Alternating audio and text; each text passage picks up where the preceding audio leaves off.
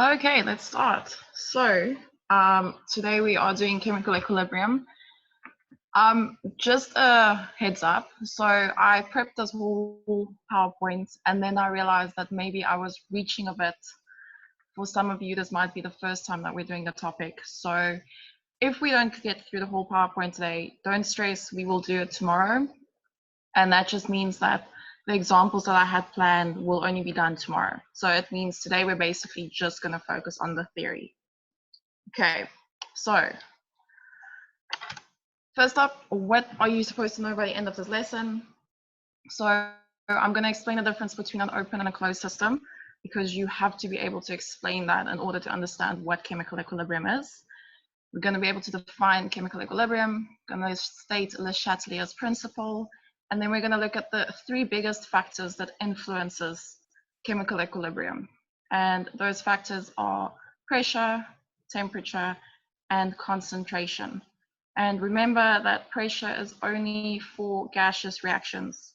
So only if there's a gas present in a reaction, if they're not gases and they're solids, liquids, we don't generally look at pressure. So firstly, the difference between an open and a closed system. So an open system is one that exchanges energy and matter with the surroundings. So this is something like if you are boiling water in a pot and you don't have the lid on the pot, then you have an open system. So you're heating up the water, but the water can lose energy and the water becomes water vapor. So that vapor goes into the air and disperses, okay?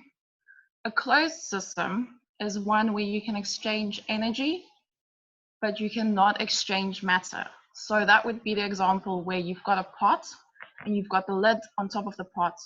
And so you're heating this water, but it will vaporize, hit the lid, and then go down as water droplets, and that cycle will continue. So your mass of your water will stay the same. That doesn't change. The state of your water changes. But in an open system, the mass will change. So that's the big difference between an open and a closed system. Does that make sense to everyone? Yeah. Okay, so there's just a picture of three systems. So we're looking at the open system. So like I was saying, heat can go out of the system or come into the system. Matter will be lost. And then in a closed system, you now have a boundary around it. So heat can come in or go out, but matter will stay constant. So the mass will stay constant. You don't lose any of your particles. Then an isolated system, to the previous slide, sure, there you go. An isolated system is a system where you've got boundaries for both matter and for heat or energy. So what that means is your system will not lose any of its matter and it will not lose any of its energy. So that will always stay constant. But we are specifically going to look at a closed system now when we are working with chemical equilibrium. Kezia, can I go on? Cool. Okay, so like I was saying, those are just the images showing it. So your open system, heat and matter can be exchanged between the environment. A closed system, only heat can be exchanged. So what that means is your system will heat up or it can cool down, but the matter will stay constant. The mass will stay the same. And then for an isolated system, nothing gets exchanged of the environment. So it is completely closed off. So it won't lose any heat or gain any heat, and it won't lose any particles in any form whatsoever. And then I just summarized what an open and closed system is up there again, in terms of your open system has borders, which allows energy and matter into and out of the system. Your closed system is one in which only energy can move into and out of the system. So matter cannot be gained by the system nor lost from the system. Okay, so chemical equilibrium. Chemical equilibrium is a reaction in if a reaction is in chemical equilibrium, it means that your forward and your backward reaction will be at the same rate. So in science, equilibrium just means something is at balance. So what this means is your reactions are reversible, and they can go forward and they can go backward without any free energy being used. So let me just draw that for you.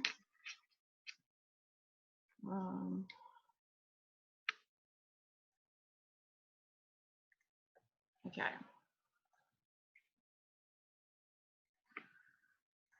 So remember yesterday we looked at this little graph and I was telling you if you have a reaction, let's say we've got a reaction that's A plus B over here, and you will get C plus D over here, and we will write it as A plus B gives you C plus D. Okay, so this bit over here that becomes C and D, when it goes in this direction, that is referred to as your forward reaction.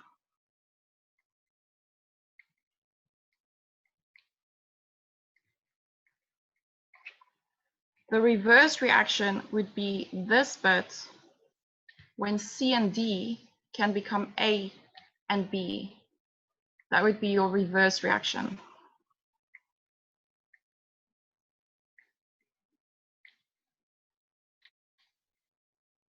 Okay, and when that happens, we write it with double arrows. So you would write A plus B, double arrow, C plus D. And this arrow over here tells us that both the forward and the reverse reaction will happen. And it will happen at the same rate.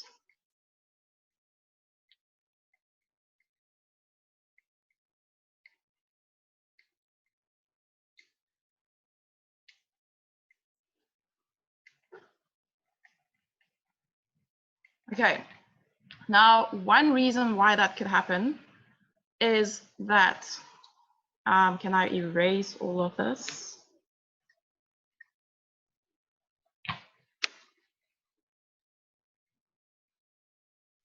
Okay, is that the following will happen. So let's say if you look at this diagram, okay, you've got A plus B and it becomes C and D over here. And this is an exothermic reaction. And it's an exothermic reaction because your product's energy is lower than your reactant's energy. Okay. But if you now look at it the other way, so let's say we redraw this graph.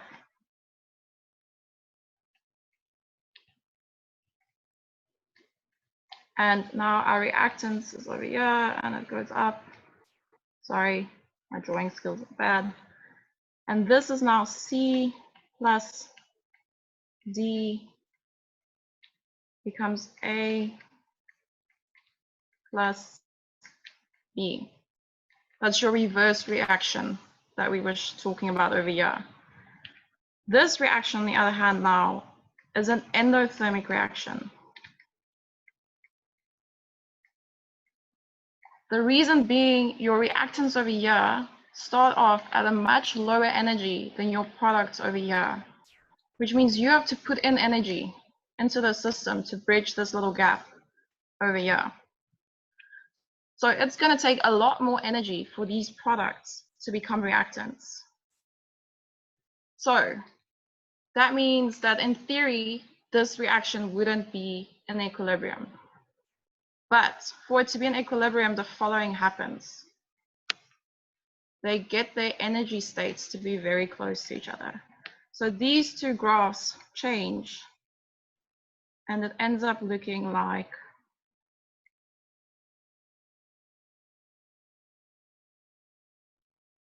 this. So you still have A plus B becomes C plus D. And this reaction over here is still slightly exothermic. Because if you look at it, this is still slightly lower than what your reactants were. But instead of it being different like these two graphs, this energy difference between them is smaller, okay? So you still have your activation energy over here, your EA, which is a must for any collision to occur. But it is now less energy for both these reactions to happen at the same time. So now we can say they are in equilibrium. They are occurring at the same rate. And we write it like this. Okay. You will see in my PowerPoint, I just use an arrow like this. I'm implying the exact same thing. Microsoft Word just doesn't have the little split arrows. Okay. So does that make sense to everybody? Do you understand what happens with chemical equilibrium? It shifts its energy enough for both reactions to be favored. So both your forward and your reverse reaction will happen. Does that make sense?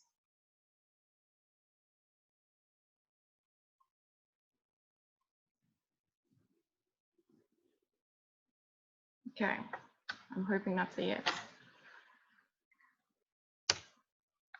Okay, then let me just get the PowerPoint back up. Sorry.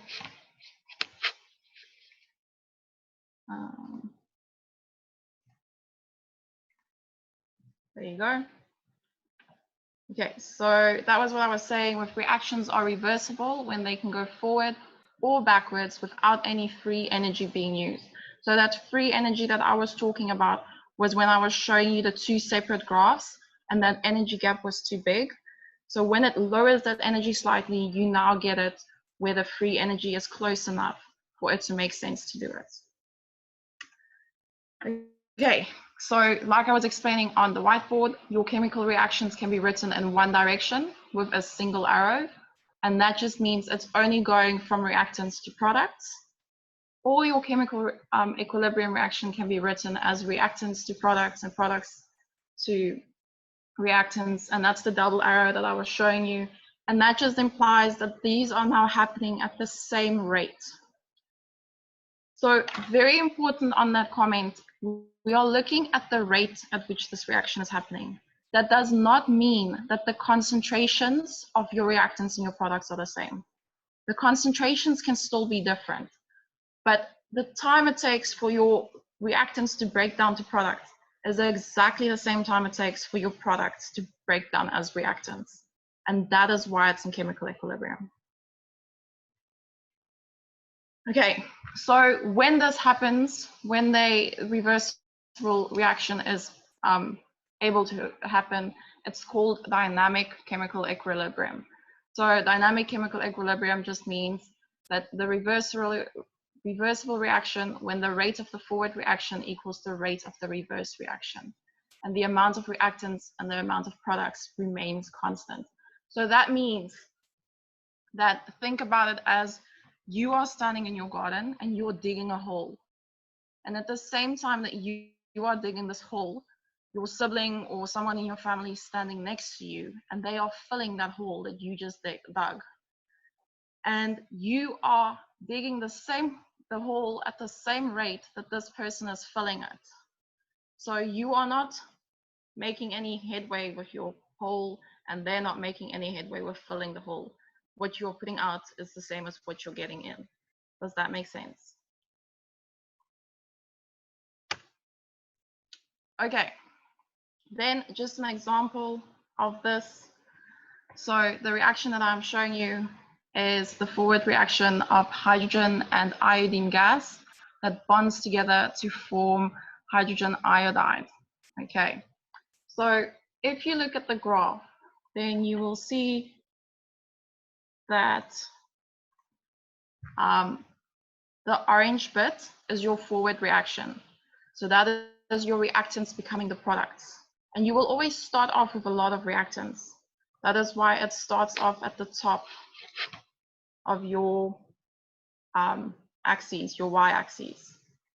And then as this reaction goes on, it decreases. you're losing reactants. They're becoming less. They're becoming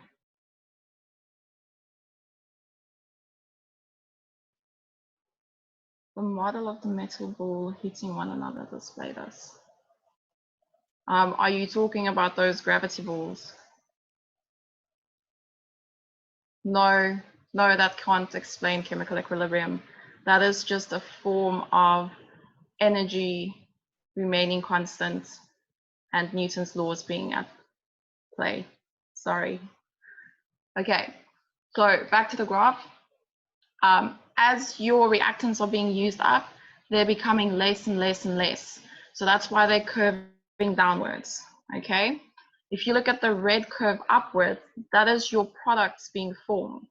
So you start off with no product, okay? You have this empty jar and you've just added 2 reactants to them and there's no product, and then product starts coming. Yes. So when you start off with no product, and then your product will go from nothing and it will become something. And this happens simultaneously. Yes, Keegan, you're right. So as your reactants are becoming less, your products are becoming more. And that's why both your product, your forward reaction and your reverse reaction is on this graph. And what happens at the blue line is that is the point where you hit equilibrium. So that is the point where your forward reaction and your reverse reaction is happening at exactly the same rate. So you're producing products as fast as you are remaking the reactants that made the products. That is what the blue line represents. So you start off with reactants, that is why they are high, and they become less, so they curve downwards. And you start off with no product, that is why we start at the intersection between your X and your Y axis 0, and they curve upwards because they're becoming more. Okay. So your reactants, so this is just a different graph, but similar concept. Oh, sorry, I don't know why that happened. So this is a concentration time graph. So you start with your concentration and it's versus time. So like I was explaining, your reactants start off with a lot and then they'll decrease. And then at that point where it's at equilibrium, it'll just be a straight line. It will just remain constant. It won't change anymore. Your products, on the other hand, they start off as nothing and then they curve upwards. They suddenly get a lot of product. And think about yesterday when we were talking about getting more particles. When you suddenly have a lot of these particles, they can once again combine with each other to form reactants. So they curve upwards. And then when they get to equilibrium, they have a, yes, it is like saying you get what you give. You're right. You get a straight line. So you're producing the same amount of product and the same amount of reactants. It's staying constant. And that's how we use a concentration time graph to indicate it. So the dashed line will always tell you where your equilibrium is, and that will always be the point on the graph, if they don't give you a dashed line, where it flattens, where it goes straight. Then you know equilibrium has been reached. So anything before or after that point, you're not in equilibrium. So do these graphs make sense to everyone? Yeah. Okay. So once we have now understood what chemical equilibrium is, we can actually write the equilibrium constant for this. So we can kind of work out the rate at which this happens. And this is the ratio between the concentration of the products and the reactants in a chemical reaction. So my chemical reaction that I put down over there is small letter A, capital letter A plus B gives you C and D. So the small letters indicate coefficients. So those are the numbers that normally go in front of your molecules. So 1 zinc plus 3 chlorines give you 1 zinc chloride plus chloride gas, okay? So those are coefficients. So your Kc value is always the concentration of your products divided by the concentration of your reactants. And what happens is those coefficients then becomes the thing that you square or you cube or you put to the power of your concentration. So if you look at the bottom, you'll see that my C and D, the capitals, are in their brackets. Those brackets always indicate concentration, and their powers at the top are the coefficients that were in front of them. And then you've got your reactants at the bottom, which were A and B. They're in their concentration brackets, and they are to the power of their coefficients. And I'm going to show you an example now, so don't stress. It'll make sense. Can I go on? So the biggest thing to remember here is when you're writing your test and you can't remember because they don't generally give you that formula, just think it's always your products divided by your reactants. And we're always looking at concentration. For KC, it's always, always, always concentration. They won't give it to you in any other form. Okay, just to go back to concentration to make sure that we're all on the same page. Another way of referring to concentration is molarity. So if they give you any number and there's a big M next to it, they are referring to it as your concentration. So you can either use the unit capital M, or it will be moles per decimeter cubed. Always remember that it's per decimeter cubed. So if they have given it to you in milliliters cubed or cubic centimeters, please remember to convert that back to decimeters cubed. And then, like I was saying, concentration is always indicated with those little brackets that look like squares.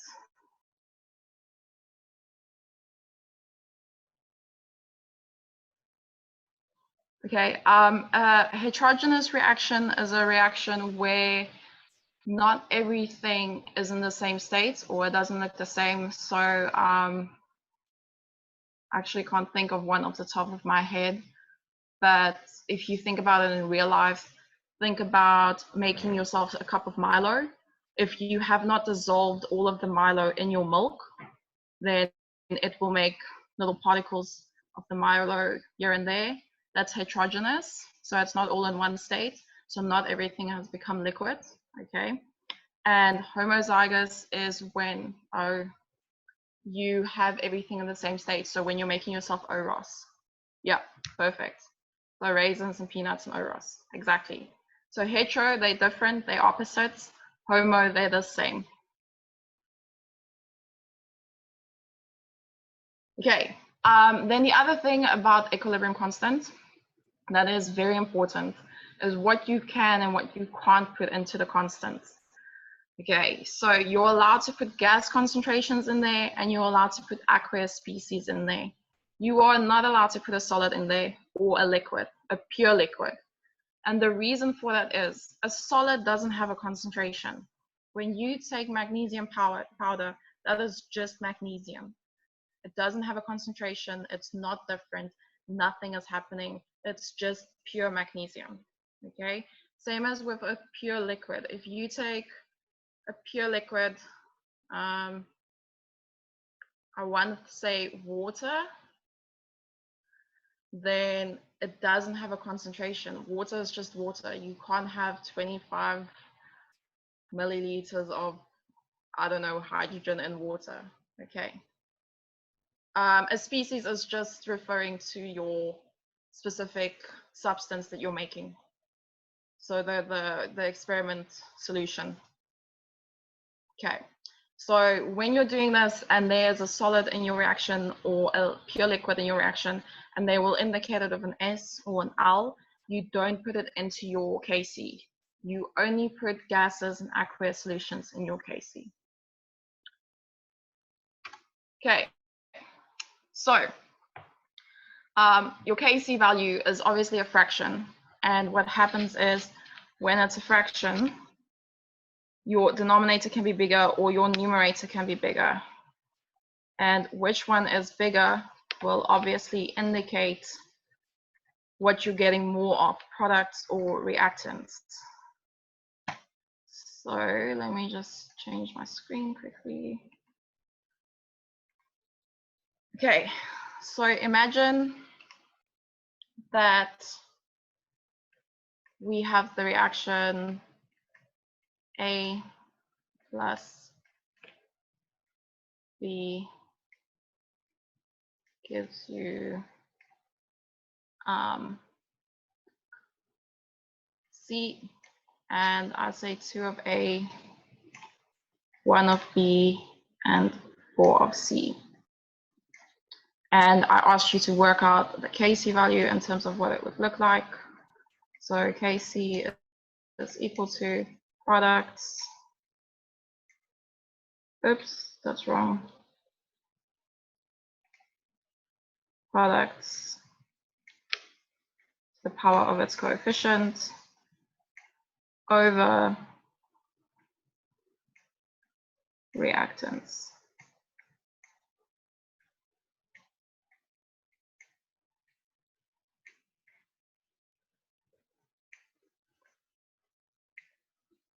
Okay, and I tell you that you have 2 moles of solution A, and you've got 2 moles of solution B, and you end up with, let's say, 3 molars of solution C. So now we can go put that into our equation, and we get 3 to the power 4 over 2 squared and 2 to the power 1. And you can plot that into a calculator. I'm not going to get the final answer yet because I want to show you something. So this becomes 81 over, I don't know why I just worked that out, but okay, over 8. Okay. So that is obviously going to be greater than 1. So you get 10.13. Okay. So what does this mean? This means that that value over there is really big. And with this value over here that's really big, this 81, it means that you have to have a lot more products than you have reactants. So that means that this forward reaction is being what we call favored.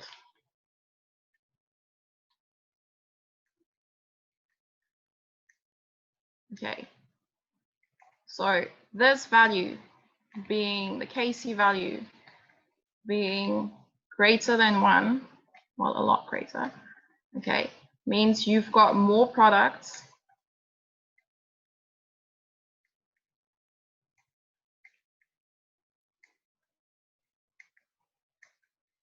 than you do have reactants. Okay, does that make sense? Everyone's still with me? So imagine now that this changes, and let's say, I'm going to write this in red. So let's say you start off with 2 moles of A and you start off with 2 moles of B, but you end up with 1 mole of C. Okay, so now what happens is you're going to have your products, oops, okay, products over reactants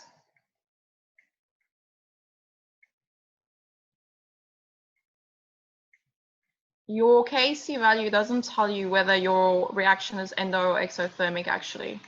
That will be written next to your equation using delta H. Your Kc value is just telling you how quickly this reaction is happening. So at which rate it's occurring. So it should be per minute or per second or whatever.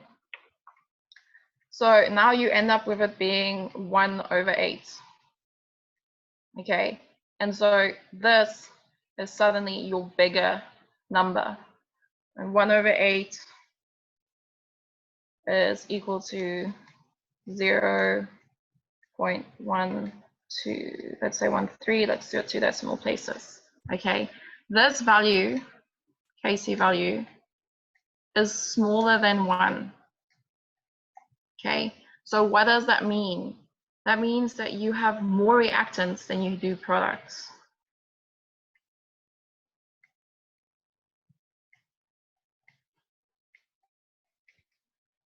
Ooh.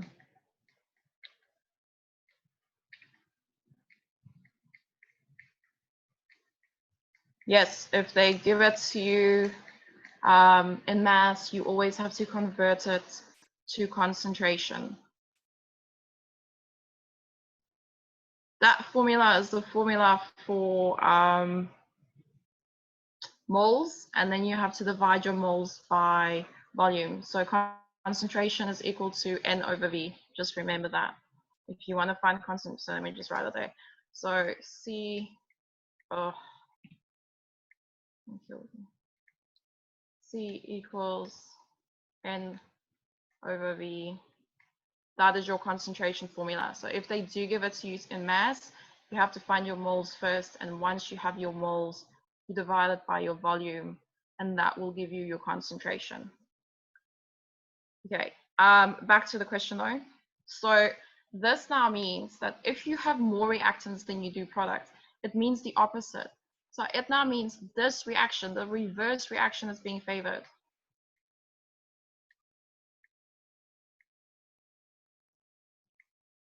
Okay, so does that make sense? Because a lot of your question papers love asking you what's going to happen to your Kc value. Is it going to be greater than 1 or less than 1 or equal to 0? Does it change? Does this make sense? So if we go back to the PowerPoint, okay, when your Kc value is much greater than 1, it means that your numerator is bigger. So the thing at the top. And what's the thing at the top? Your products. When you've got more products than reactants, it means that your forward reaction is being favored. So the reaction that is making products is being favored. Okay? No, they're not both favored. It depends on what your amount is. Okay, if they're both favored, if they're happening at the same amount of time, then your Kc value will be 0. Then it means you'll have the exact concentration of reactants and products, actually. Okay, but in these reactions, you'll always have one that's going to be slightly more favored than the other one. There is no reaction that isn't, because if they're not favored, it means that one of them isn't exothermic or endothermic, and that's not possible in chemistry. Okay. Then if your Kc value is much smaller than 1, it means that your denominator is bigger. So that means you're getting more reactants than you're making products, which means that the reverse reaction is continuously happening, and that's the reaction that's being favored. So if you get this question in your exam, always think about it in terms of the formula. Write the formula in the corner somewhere and just argue out for yourself what's going to happen. Are you going to get more products, more reactants? Which one's going to be bigger, the numerator or the denominator? So will my answer be greater than 1 or less than 1? Does that make sense? Hope so. Okay. So then an example, going back to what you guys did on Friday, the fertilizers, the Haber process. So if you look at this, you've got nitrogen that bonds with hydrogen gas, and you get ammonia. And I've written down what the Kc chemical equilibrium would look like, constant will look like.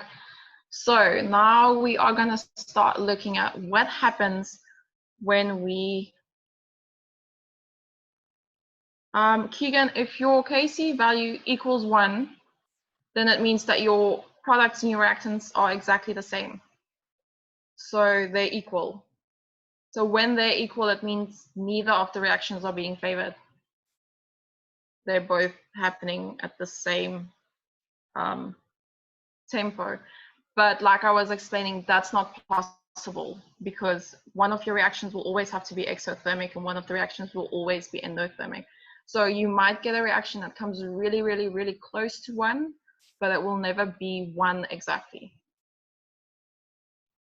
Okay, so my question is, how can we influence this reaction to only go in a certain direction?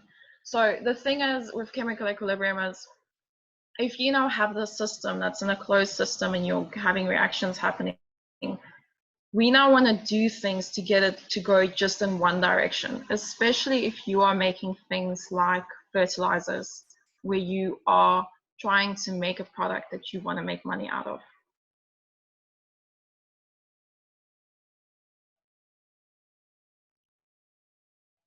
Yes, you are right. Thank you for noticing my mistake there.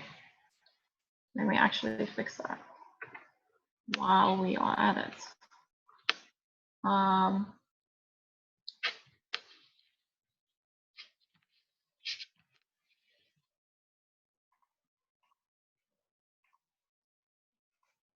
Sorry. Okay, let me just quickly fix that. Thank you. I did not see that happening.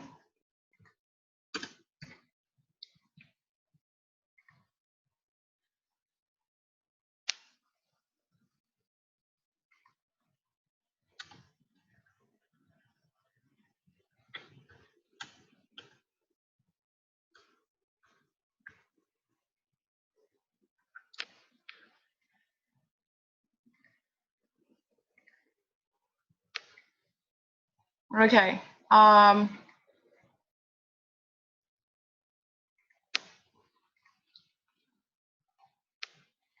So, oh, sorry. Okay.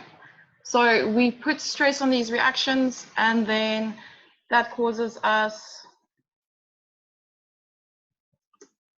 to make it happen in one direction. Okay, so when we do this, it is called Le Chatelier's principle. And his principle states that when an external stress, so a change in pressure, temperature, or concentration, is applied to a system in chemical equilibrium, the equilibrium will change in such a way as to reduce the effect of the stress. So what that means is, if you have a reaction that's going in the forward direction, we can do certain things to it to make it go just in the forward direction and no longer act in this equilibrium way. Yes, I will upload them. Okay, so we're just going to look at concentration tonight, and then I'm sorry today for you guys, and then tomorrow we'll continue with the other factors. So if we go back to the Haber reaction, so you've got your nitrogen plus your hydrogen gas, and it gives you ammonia.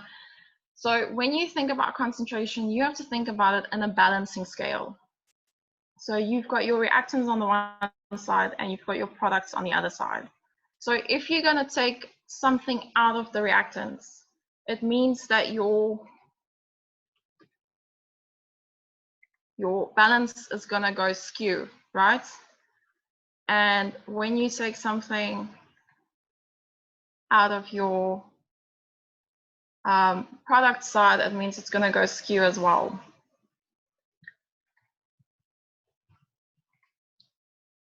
So if I can quickly draw it for you. Okay, so if you've got your balance, it looks like this.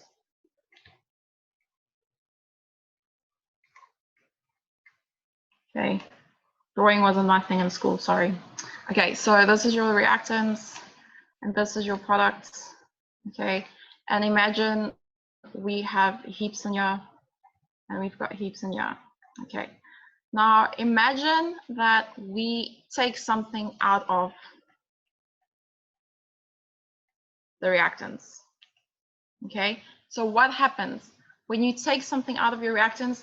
You are making it lighter. Okay, and when you make it lighter, it means that this is going to go down and that is going to go up. So your thing will stand quite skew. So, oh wait, like that, never mind.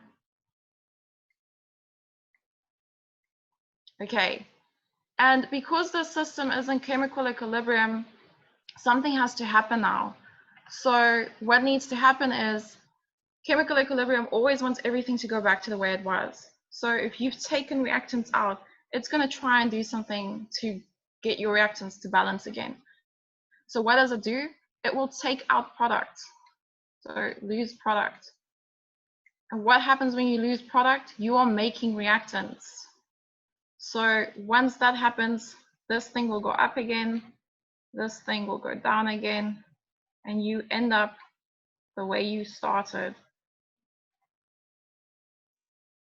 with your reactants and your products being balanced, but you now have less. So if you've physically taken something out of your closed system, you will now have less. So you've got less products and less reactants, but they are still balanced. Does that make sense? Okay, and the same thing happens when you do the opposite. So let's say you've got your system. Actually, let me just erase this. That's easier. So let's say you've got your system over here.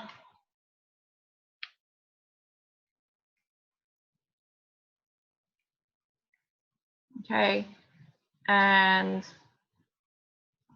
we are gonna take some products out. So we're making this fertilizer and we need to use it. So we take out some NH3.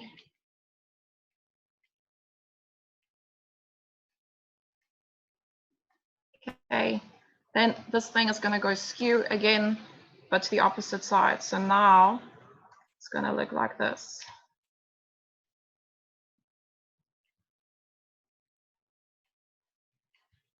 That's your products, that's your reactants, and you now have more reactants than you do products. So what has to happen? You have to increase the products by using the reactants, and this thing will shift again.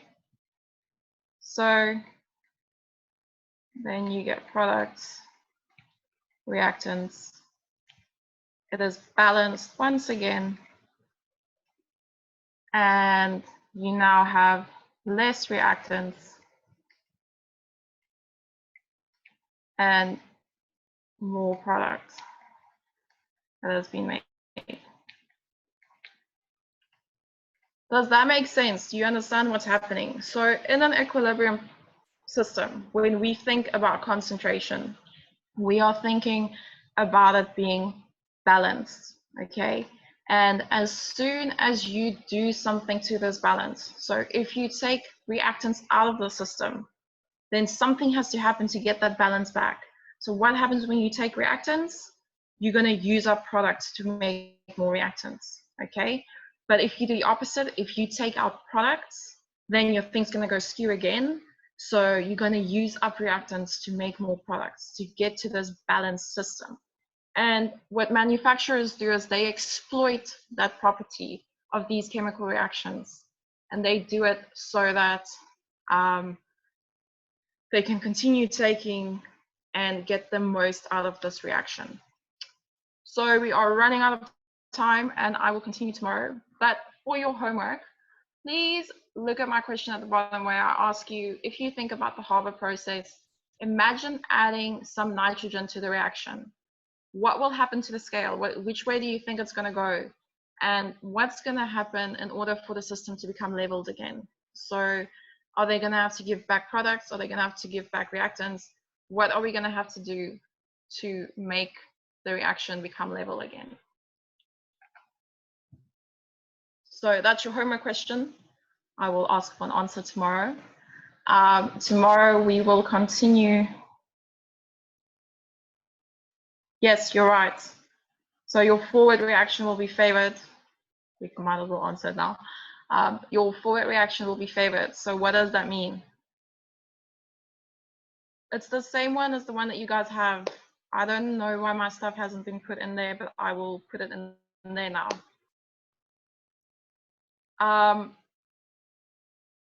Yeah, does that make sense? Okay, so I will upload all of this to Google Drive. Tomorrow we will continue with the theory and then hopefully be able to do a past paper, and then my lesson that I had planned for tomorrow will just shift over to Monday, which is intense problems, working them out and spotting what to do. Okay, I'm hoping chemical equilibrium makes a bit of sense now.